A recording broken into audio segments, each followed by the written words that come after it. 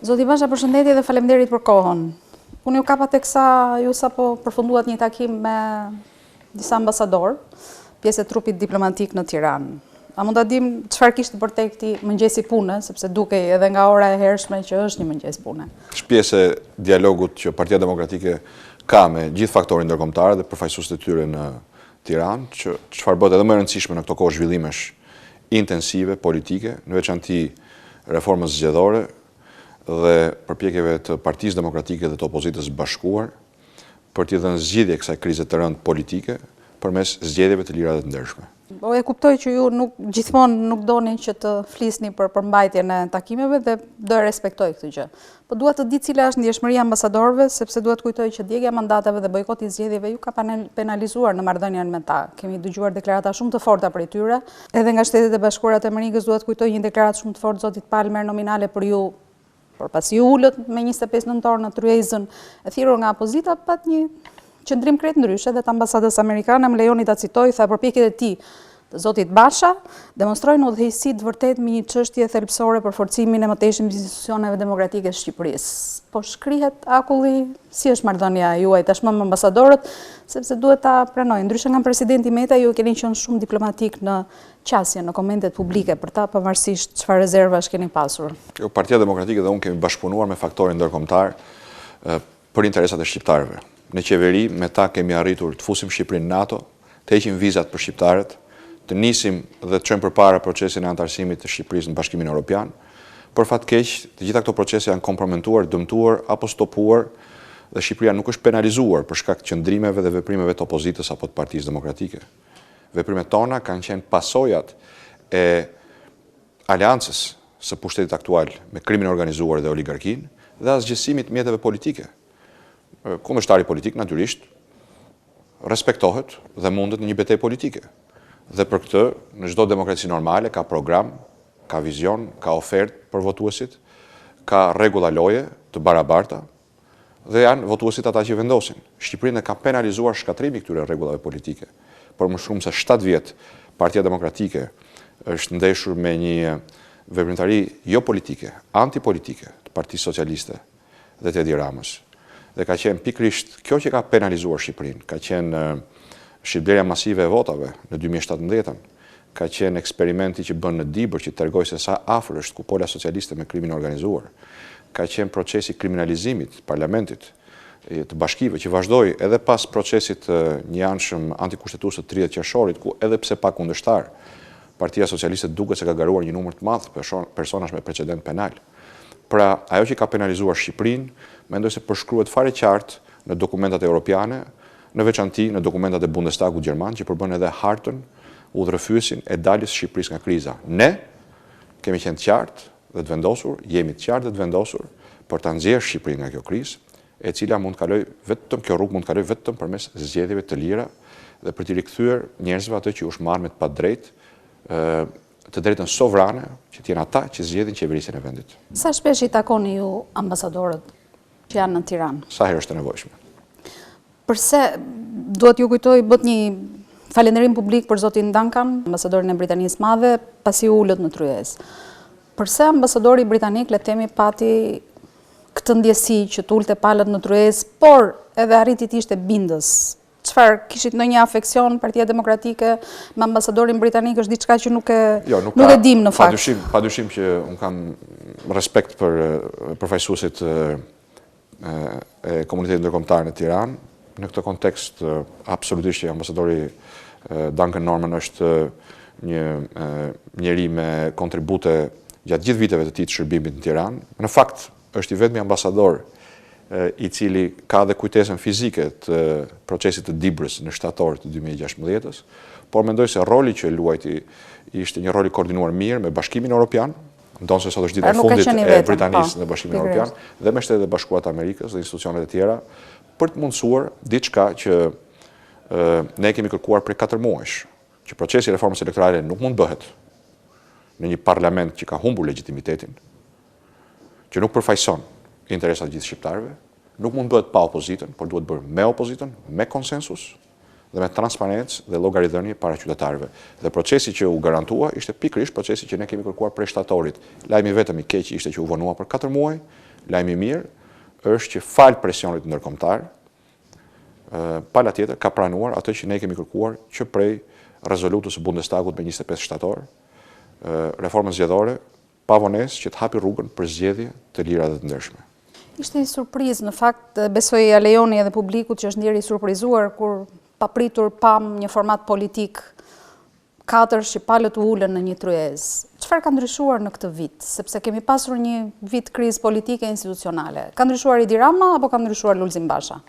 Gjithë betejë jonë politike, që nga djegja mandateve, që kishte për qëllim ndërgjegjësimin e shqiptarëve dhe të faktorit ndërkombëtar për krizën e thellë të vendit. Për faktin që domethënë asgjë s'funksiononte më. Kushtetuta shkelej, parlamenti ishte kthyer në një fasad dhe opozita nuk mund të ishte fasad e një fasade, e deri tek mos pjesëmarrja në procesin antikushtetues të 30 qershorit, e cila tregoi se edhe pa kundërshtar kjo qeveri dhe ky kryeministër prapse fusin duart, manipulojnë proceset zgjedhore, emërojnë persona me precedent penal, pra ne ja arritëm të grisnim fasadën e propagandës dhe t'i tregonim qartë të gjithë shqiptarëve, por dhe faktorit ndërkombëtar, se në Shqipëri ka një krizë të rëndë politike.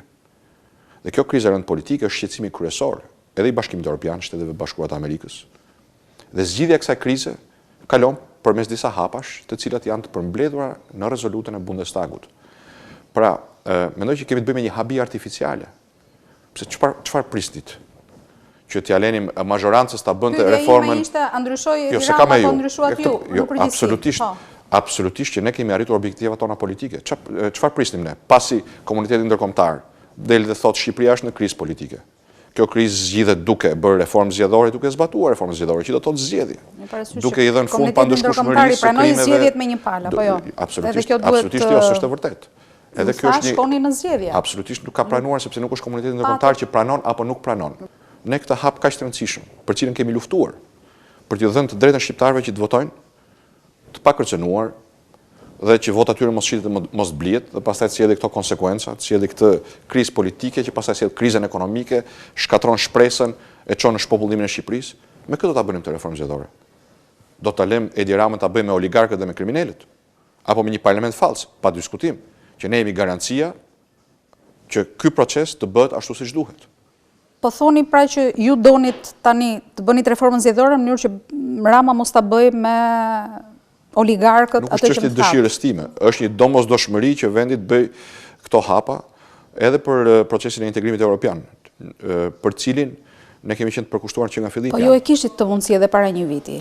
Edi Rama nuk i ka pasur asnjëherë 84 votat për të miratuar reformën zgjedhore, ju mund ta kushtëzonit. Absolutisht. Pas një viti jeni tek e njëjta gjë. Jo, s'jemi tek e njëjta gjë, për një arsye fare të thjeshtë. Rama ka zvendësuesit tuaj në kuvend. Tani Rama ka kushtet qarta nga Bundestagu, që praktikisht janë sharra që po pret pemën e paligjshmërisë, krimit dhe oligarkisë mbi cilin qëndron pushteti i Edi Ramës. Ju vetë nuk keni ndryshuar, me çfarë më thatë, denoncimet që i keni bërë, mendoni që Rama është ai që është prapë. Edhe më thatë që garancia juaj është që të bëhet një reformë siç duhet, të zbatohet siç duhet. Keni ju garanci që kjo reformë do prodhojë një palë zgjedhje të lira, të cilat nuk do kontestohen më pas, nga pala që s'do i pëlqejë? Është shumë herët për ta thënë këtë, po kam një garanci që po mos ta bënim të proces, absolutisht Shqipëria do të vazhdonte të zhytej një krizë të thellë politike, ekonomike dhe të besimit. Kështu që nëse ka një rrugë dhe një mundësi për të dalë nga kjo krizë, kalon përmes kësaj reforme që është një nga 9 kushtet e Bundestagut. Prandaj po them që s'ka vend fare për habi që kemi hedhur është në përputhje të plotë me atë që kemi kërkuar dhe me atë që kemi fituar edhe përmes mbështetjes së miqve tanë në Berlin, në Bruksel dhe në Washington. Unë mendoj se pa qendresën tonë, që na çojë edhe në hapa ekstreme, siç ishte djegja mandateve, nuk do të ishim sot këtu. Sepse bota është e mbushur me sfida, aparati propagandistik i kësaj qeverie arriti për një kohë gjatë ta fshihte të vërtetën. Tani kjo e vërtetë është në sytë e botës, është në sytë e Europës, është në sytë e partnerëve tanë, siç është edhe rruga që ata kanë përcaktuar për Shqipërinë, për të dalë nga kjo krizë dhe për t'u bashkuar vlerave, standardeve europiane në çdo fushë, duke përfshirë edhe fushën e ekonomisë, që është edhe një problem madhor për çdo shqiptar. Ju përmendët zgjedhjet e parakohshme, njëkohësisht parlamentarët me ato lokalet, i keni përmendur në fakt edhe më përpara, nuk është hera e parë që i thoni. Ju e keni negociuar këtë gjë në kuadër të marrëveshjes për reformën zgjedhore, sepse duhet kujtoj, ju nuk jeni politikan fillestar. Pra nuk besoj se jeni nga ata që hyni në tryezë për të bërë vetëm një gjë dhe qëndroni aty. Do ishte naivitet politik nëse ngeleshit vetëm tek reforma zgjedhore, pra të bëjmë reformën siç e kërkon Bundestagu, sepse pika e tretë e Bundestagut është edhe zbatimi i reformës, që do thotë zgjedhje. Pra kur zgjedhjet? E keni diskutuar këtë pjesë, qoftë edhe variantin tuaj për qeveri tranzitore, siç po e bën Maqedonia e Veriut, është një model që po funksionon atje. Po absolutisht, siç e tha, domethënë nuk është diçka që kemi mbajtur sekret. Qëndrimet tona janë shpallur publikisht, nëse nuk gabon që për 23 prillit është qëndrimi i opozitës bashkuar. Është edhe pjesë e marrëveshjes koalicionit opozitar. Ne besojmë se Shqipëria duhet spari të ketë një kuadër ligjor zgjedhor që i garanton qytetarëve drejtën e votës. Së dyti, zbatimin e këtij kuadri, pra, jo vetëm të bëhen ndryshimet që duhet bëhen që nga financimi i partive politike e gjithçka tjetër, por zbatimi që kërkon vullnet politik. Në këtë kuadër mendoj se gjithçka përfshirë 30 qershorin ka treguar se me Edi Ramën nuk ka zgjedhje të lira të ndershme. Ndaj ne i qëndrojmë propozimit ton për një qeveri tranzitore, jo vetëm për të kaluar këtë krizë, por propozim ende apo edhe i dakordsuar, i hedhur në tryezë si pjesë e reformës, sepse është vazhdimi i reformës, nuk pa diskutim është një qëndrim nga i cili ne nuk kemi ndërmend të tërhiqemi. Se çfarë do të ketë keni bërë të qartë se çfarë padyshim edhe në dokumentin e miratuar të hënën keni të shkruar zez mbi të bardhë, pasi mbarojnë 13 kriteret që parakusht është vullneti politik dhe ndarja e partisë nga shteti, që është gjua që ka përdorur Odiri në raporte, por që është edhe qëndrimi ynë se Shqipëria dhe shqiptarët do të përfitojnë nga propozimi që kemi dhe që ka funksionuar dhe po funksionon dhe në një vend fëqinj me probleme të ngjashme, po jo kaq të thella, siç është Maqedonia e Veriut, që deri në antarësimin e Shqipërisë në Bashkimin Evropian, vendit ketë 100 ditë para zgjedhjeve, një qeveri tranzitore që të garantojë zbatimin e këtyre rregullave. Pra, përderisa është vënë në dokument, do të thotë që dhe e tjetra që më të pyetet, po absolutisht nuk ka asnjë tërheqje.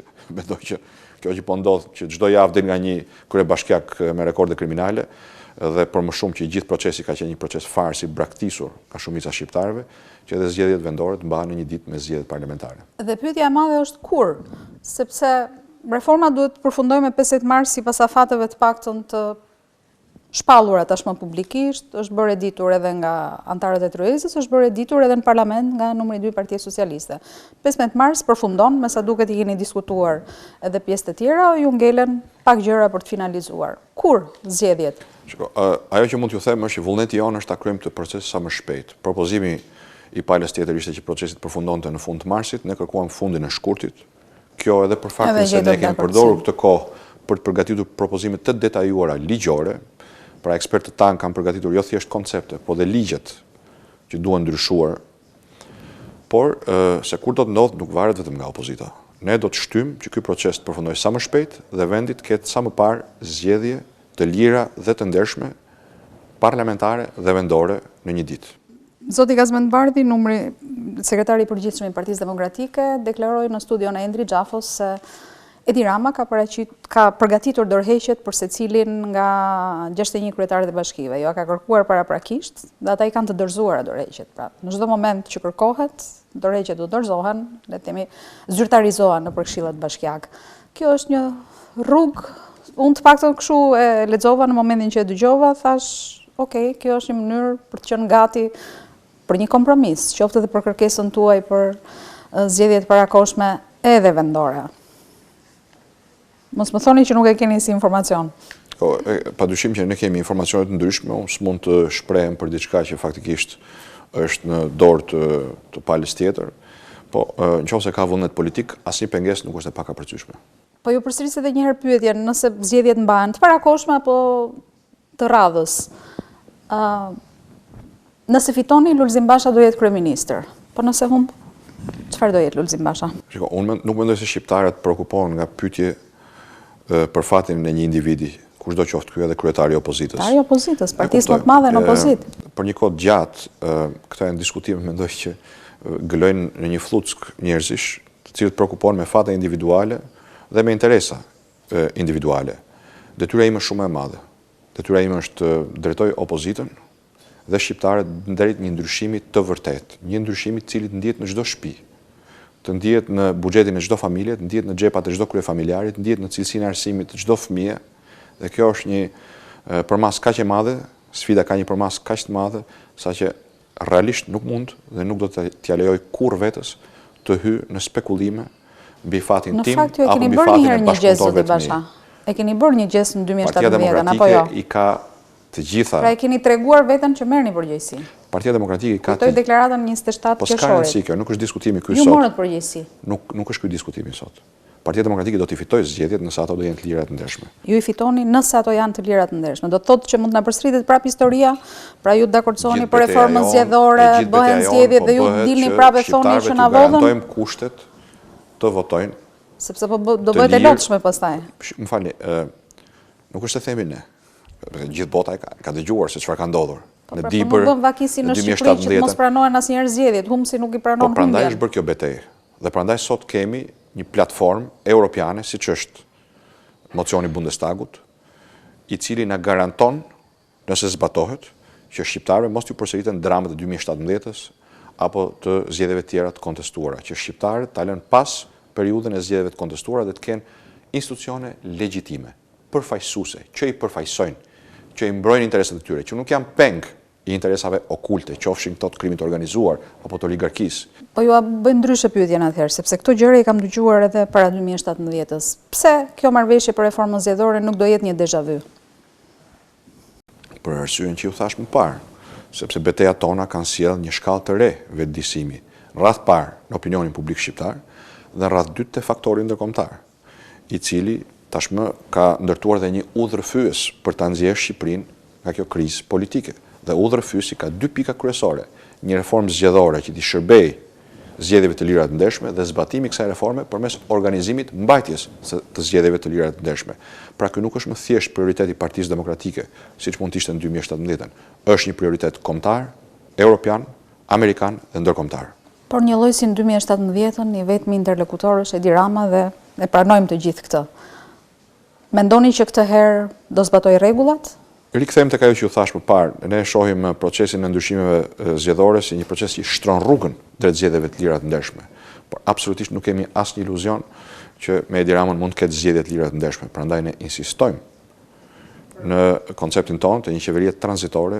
Apo e mbështesin ambasadorët këtë ide, pra tuajën, të qeverisë tranzitore? Të ambasadorëve, po mund t'ju them se do të thotë momentin që e keni diskutuar me ta. Nuk kanë asgjë egzotike apo të paprecedent. Dhe ju kujtoj se i njëjti instrument është përdorur të paktën një herë me sukses në Maqedoninë e Veriut, e cila do të ketë përsëri zgjedhje me 12 prill dhe ndërkohë për herë të dytë ka një qeveri tranzitore e cila po kujdeset për mbarvajtjen e këtyre zgjedhjeve.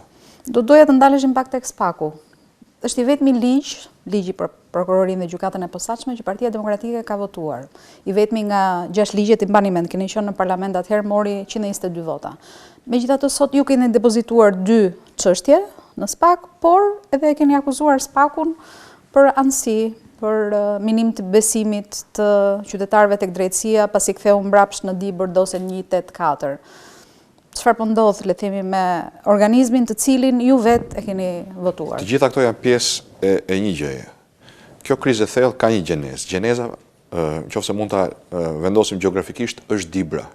Është 11 shtatori 2016 në Dibër, ku e gjithë kupola shtetërore u kap në përgjime zyrtare të autorizuara nga gjykata, duke bashkëpunuar me krimin organizuar për të vjedhur zgjedhjet lokale aty. Dhe ishte prova generale për atë që pastaj erdhi në 2017-ën, që po kështu është fotografuar nga një tjetër dosje, 339 fraksion 1, për cilën akoma s'kemi asnjë informacion se çfarë po bën SPAK-u me këtë dosje.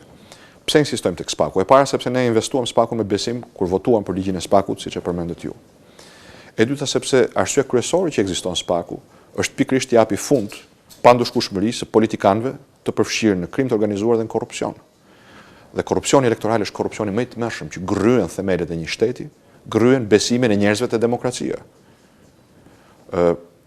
Tani pyetja që unë shtroj është, nëse kjo qeveri dhe ky kryeminist nuk janë të përfshirë në këto krime elektorale, pse ushtrojmë presion për mos hetimin e kësaj çështje që ka 3 vjet e gjysmë që bën ping-pong midis një prokurorie të varfër në resurse dhe në presionin lokal, siç është prokuroria e Dibrës, dhe prokurorive që janë krijuar pikërisht për të tetuar këto krime. Paraardhësia e SPAK-ut, prokuroria e krimeve të rënda, dhe SPAK-u aktualisht. Pa ndëshkimin e krimeve elektorale, si mund të ketë besim qytetari shqiptar që e nesër do të jetë ndryshe? Ndërsa unë do bëja pyetje ndryshe, në fakt, jo siç e bëni ju, duke parë pak a shumë tek besueshmëria e zgjedhjeve, sepse nëse na krijohet një precedent që ndodhin krime elektorale dhe nuk hetohen, janë që në 2016 në Dibra, 2017 në Durrësi, çfarë garancish keni ju që duke bërë ca rregulla nuk do ndodh prapë e njëjta gjë, sepse njerëzit nuk do t'i gjejë gjë. Eksaktësisht. Sepse ju hyni në një proces kur teksa asistoni edhe në këtë pjesën tjetër. Kjo është një betejë. Në betejë nuk ka garanci. Garancia e vetme në betejë është fitoria e betejës. Po unë kam besim se kjo betejë do fitohet. Se pa fitoren e kësaj betejë, Shqipëria nuk mund të ketë një të nesërme. Aq më pak një të nesërme europiane. Dhe ajo që shikoj dhe ndjej është një vedisim të madh që shkon përtej rradhëve të opozitës. Në takimet që kam, në komunikimet që kam, janë me qindra, me mijëra qytetarë, të cilët kërkojnë një orë më parë zgjidhjen e kësaj krize përmes zgjedhjeve të lira dhe të ndershme. Dhe pyetja ime e fundit e lidhet pikërisht sepse ju përmendën ndërkombëtarët dhe më lejoni të bëjmë asociimin atëherë. Ligjin e dekriminalizimit e miratuat pikërisht sepse kishit ndërkombëtarët në krah ambasadën amerikane e Shtetet e Bashkuara të Amerikës. Këtë herë ju po thoni që edhe për arritjen e objektivave tuaja keni ndërkombëtarët, Bundestagun, ju i përmendët ambasadorët. Ka shanse që me qënë se le të themi është sërish PD dhe ndërkombëtarët, jeni të bindur tek mbështetja e tyre të përsëritet, pra le të themi këtë herë të realizohet objektivi juaj. Unë jam i bindur bindur në zgjedhjet parakohshme kurdo që ta keni vendosur dhe të realizohet qeveria teknike që kërkoni ju? Unë jam i bindur se betejë që kemi nisur tani është në fazat e saj përfundimtare. Natyrisht nuk ka qenë e lehtë, ka qenë shumë e vështirë. Vendimet që kemi marrë kanë qenë shumë të vështira, por kanë shërbyer pikërisht për të afruar ditën kur shqiptarët mund të zgjedhin qeverinë dhe parlamentin që meritojnë me votën e tyre, jo me diktatin e krimit. Unë jam i bindur se jemi më afër se kurrë realizimit të qëllimit parë, ofrimit të kushteve për zgjedhje të lira të ndershme dhe të krijimit vullnetit politik për të zbatuar këto kushte. Jam i bindur që Partia Demokratike dhe Opozita Bashkuar do të jenë fituese të zgjedhjeve. Jam i bindur se bashkë me qytetarët shqiptar do të japim fund kësaj situate të tmerrshme ekonomike, sociale dhe politike që ka pllakosur vendin, që edhe ne do të mund të ecim si vendet e rajonit, pse jo edhe më mirë se vendet e rajonit, qoftë në rrafshin ekonomik, qoftë në përmirësimin e kushteve të shëndetësisë, të arsimit dhe në procesin e integrimit evropian të Shqipërisë, për cilin kemi dhënë prova që sa herë kemi patur besimin e shqiptarëve, ja kemi dalë të realizojmë edhe objektiva që dikush i mendonte si ëndrimtare, siç ishte heqja vizave në vitin 2010. Pra, pas 15 marsit, çfarë do jetë duke bërë Partia Demokratike? Është gjë më e thjeshtë ta vendosim këtë në një kalendar dëshirash. Vullneti në politikë veprohet me objektiva. Vullneti ynë është që shqiptarëve t'ju ofrojmë një orë më parë zgjedhje të lira të ndershme, të mbikëqyrura nga një qeveri tranzitore që garanton zbatimin e atyre ndryshimeve ligjore që bëjnë të mundur përfaqësimin e shqiptarëve sipas votës tyre dhe llogaridhënien e të zgjedhurve para shqiptarëve. Këto janë objektivat dhe padyshim ne jemi të përgatitur dhe të vendosur të mos humbasim asnjë minutë kohë në arritjen e këtyre objektivave. Zotin Basha, faleminderit për kohën. Faleminderit ju.